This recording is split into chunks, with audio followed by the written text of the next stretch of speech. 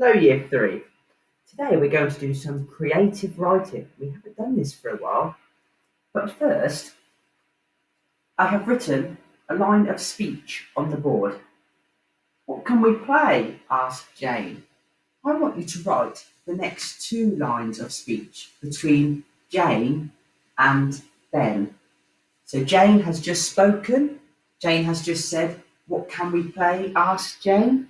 So Ben will speak and then Jane will speak.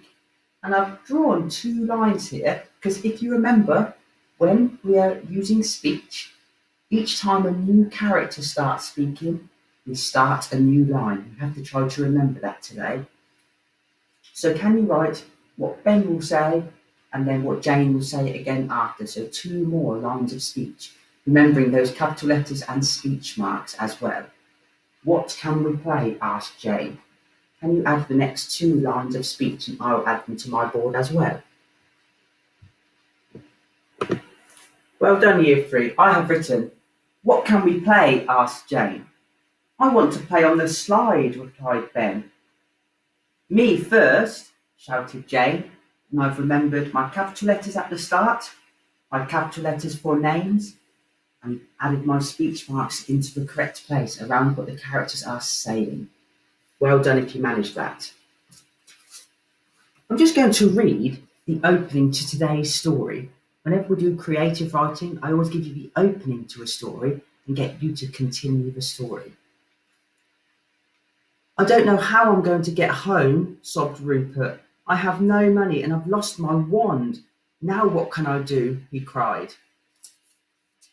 So that's the opening to the story. The character in the story is called Rupert. He's lost his wand. So maybe he's a wizard of some sort.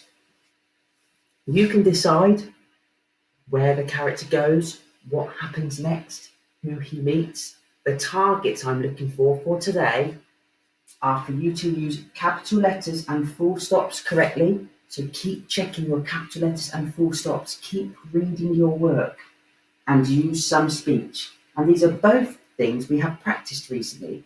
We had a couple of lessons using capital letters and full stops correctly. And we've done quite a bit of work on speech as well during our newspaper lesson and the beginning of different lessons as well. So I'd like to try to have these things in your work, and these are the things I'll be looking to mark when I look at your stories. I have written a few lines onto the board. I'm just going to read them to you. He ran into the woods and he saw a wizard and he asked the wizard for his wand and he used the wand and it made him go back home. Sometimes when I read your stories, they can end up a tiny bit like this. The sentences make sense, but that is all just one long sentence. So what is it I've not used that I need to? I'm sure lots of you will be telling me, I haven't used full stops correctly. It's great that I've got some joining words like and, but you don't want lots and lots of joining words to make your sentence really, really long. It can be quite hard to follow and a little bit confusing then. We only really want to have one joining word before we have our next full stop. So let's have a look at this together.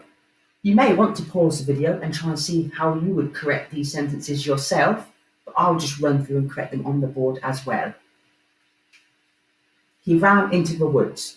That's a perfect sentence by itself. I can put a full stop there. He ran into the woods. And that's why it's so important we keep checking our writing. Check each sentence makes sense and keep reading your work. Then I have to have my capital letter. He saw a wizard and asked the wizard for his wand.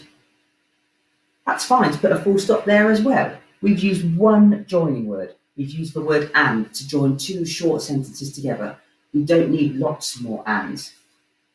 He saw a wizard and he asked the wizard for his wand. Perfect sentence. Capital letter.